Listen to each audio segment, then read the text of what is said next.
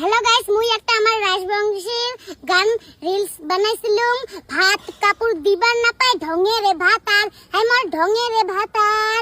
আরে টাকা করে ভাঙি কেন পড়ার বেটা দেন, মান সম্মান হইছে মাটি মক্কয় যোগিরির বেটি হুচং চকের কাটা। এইবার শান দেখিম গোলাম কেমন বাপের বেটা। ওই রিলসটা গেছে 5 মিলিয়ন ভিউজ গেছে। তো এই যে দেখো, মুই তো আশা করম তোমরা আমাকে কেমন করিয়া সাপোর্ট আর লাইক শেয়ার করো।